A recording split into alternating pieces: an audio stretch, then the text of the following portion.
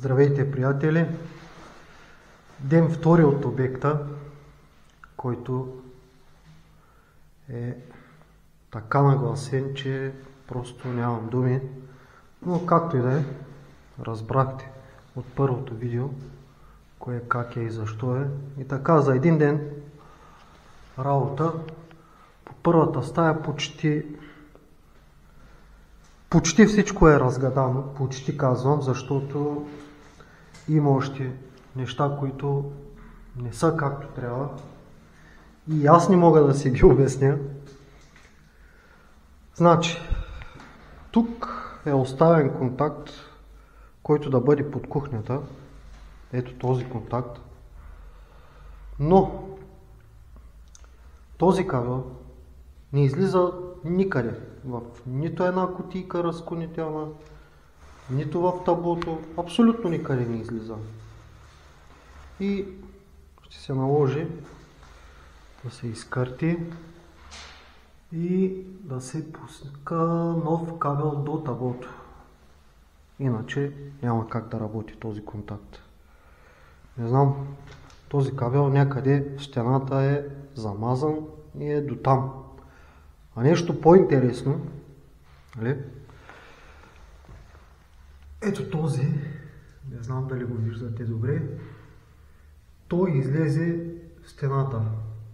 Беше замазан. Ето това късичкото парченце беше в стената замазано. Този кабел отива директно до таблото. Излиза в таблото. И ако не бях да го намеря този кабел, нали се сещате, че като се пусне тока и по тази стена щеше да има ток. Или в най-добрия случай щеше да окасява и мапчето да изключва. Просто дела работа. Не знам по друг начин как да го обясня. И сега, нали, понеже им е излязло много ефтино с този майстор, така наречен майстор, който са си хванали, който прави всичко. И вече на готова шпаковка отново ще се кърти, отново ще се пуска кабел до таблото. Общо взето ще бъде интересно и ще си плащат втори път и за измазване. Нали?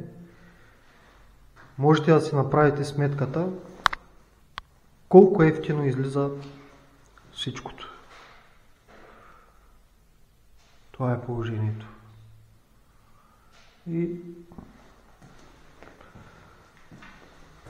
за днес задачата ни е да се пусне този кабел до таблото и да започнем да прозвъняваме. И тук в коридорчето кое, как е и защо е пускано, да разгадаваме един по един. И тук кабелите. И общо взето за днес мисля, че това ще бъде.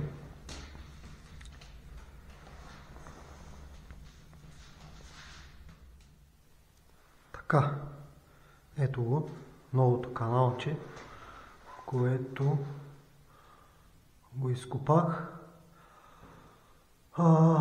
Ще пусна нов проводник до таблото и ако се питате защо до таблото, понеже, вижте, тук е предвидено за кухня и точно този контакт, той е оставен, по принцип е трябвало да бъде оставен за готварска печка. И някой сега ще каже защо просто от горния контакт, ето да ви покажа, не се направи връзката в контакта и да се взема за надолу. Ще ви кажа много набързо, понеже в цялата кухня, цялата тази стая, всички контакти са направени на един кръг. Готварските печки са с доста по-голяма мощност и те се изискват, нали, поне за готварската печка да си има пусната отделна линия от таблото да си идва. Та за това си играх да копая, общо взето, да къртя. Да видим. Някой ден ще го подкараме този обект.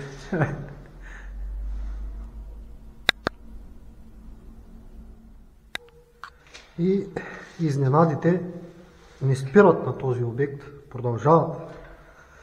Изненадите, продължавам да се изненадвам. Сега се поразрових по таблото, за да започна да прозвънявам кабелите, нали, долу-горе кой за къде е. И откривам нещо друго. Направена е, уж направена нова инсталация. Поне са пускани някакви кабели, то не може да се каже, че е направена инсталацията. Но тази новата инсталация, ето, това са новите кабели, тук което съм открил, съм го маркирал. Тази новата инсталация няма ново захранване за таблото. Има едни стари проводници, тук в Бергманови тръби, виждате ги. И ако това ще бъде захранването за тази нова инсталация, то тогава какъв е смисъл от новите кабели, новото пускане на всичкото? Просто не знам. Не знам какво е мислено и как е мислено и дали въобще е мислено, но когато човек, който се занимава с мазилки, с картони и така нататък, реши да ви прави инсталацията, виждате резултата какъв е. Започнах и проводниците в банята, за банята, да ги прозвънявам и тях. И какво се оказва пък тук? Ето, това е вратата. Тук са оставени два проводника. Ето. Този проводник, двужилния, той си излиза ето тук за лампата. Не знам каква е логиката. Да излиза проводника на мястото за ключа. Просто не мога да си го обясня. Този проводник, който е пуснат, той не излиза абсолютно никъде. Нито на таблото, нито на вентилатора. Абсолютно никъде не излиза. Сега ще видя този, който уж трябва да бъде за бойлера, дали и той някъде излиза изобщо. По принцип би трябвало на таблото да излезе. Тук някаква дупка с някакъв друг проводник, който не знам и той за къде е. И така, чакам собственика да дойде, да му обясня какво е положението и да решава дали ще купува, дали цената за труда ще му хареса, понеже цената за труда до сега беше за монтаж на конзоли, подвързване на разклонителни кутии и монтаж и прозвъняване. Но те много липси излязаха, много. Просто... този проводник също никъде не излиза. Най-вероятно е за лампата навън, но не знам. Ще проверя, ще го прозвъня и него. И така, приятели. Работата не е никак добре.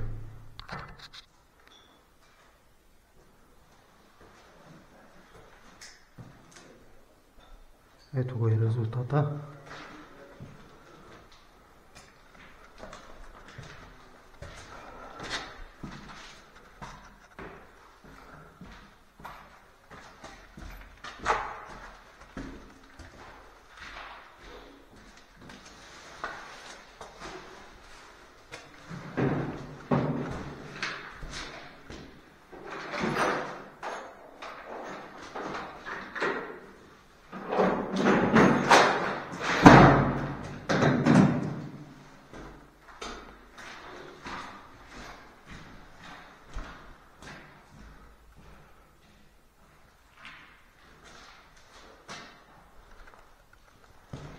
Новата главна линия е пусната.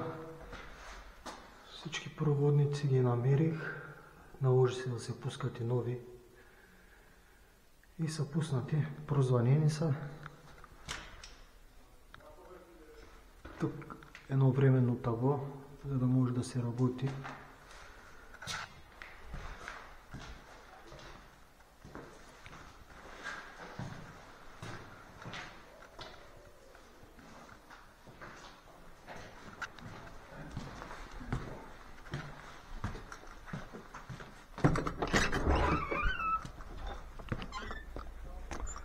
Ето и новата главна линия,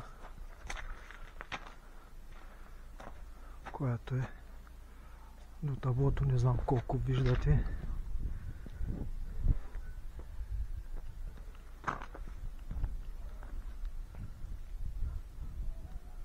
Направено е. Имаме вече захранване и общо взето в процес на изчакване на останалите майстори да си привършат работата. И това е за сега. Ще се включа отново. Но доста време ми отне, за да разгадая пъзела, който беше направен, сътворен от майсторите в кавички.